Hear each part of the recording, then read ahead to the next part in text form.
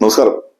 Check കേസുകളുമായി ബന്ധപ്പെട്ട് ബഹുമാനപ്പെട്ട കേരള ഹൈക്കോടതി കഴിഞ്ഞ ദിവസം സുപ്രധാനമായ ഒരു ഉത്തരവ് പുറപ്പെടുവിക്കുകയുണ്ടായി. പത്തനംതിട്ട സ്വദേശിയായിട്ടുള്ള PC ഹരി നൽകിയ ഹർജിയിന്മേലാണ് ബഹുമാനപ്പെട്ട കേരള ഹൈക്കോടതിയുടെ ഉത്തരവ്.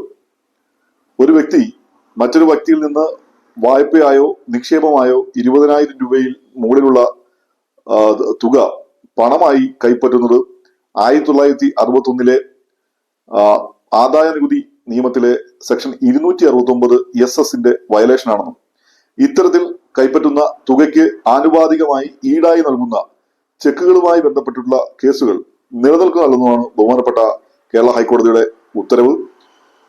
സ്വാഭാവികമായും ഒരു വ്യക്തി മറ്റൊരു വ്യക്തിക്ക് തുക കൈമാറുമ്പോൾ ആ തുകയ്ക്ക് ആനുപാതികമായി ചെക്കുകൾ സ്വീകരിക്കുന്ന നിലയുണ്ട്.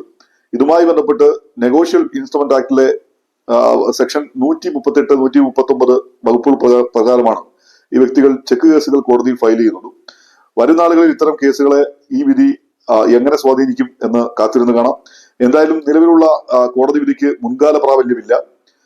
നിലവിൽ വിചാരണ പൂർത്തിയായ കേസുകൾക്ക് ഈ വിധി ബാധകമല്ല. For more updates stay tuned law today. Thank U.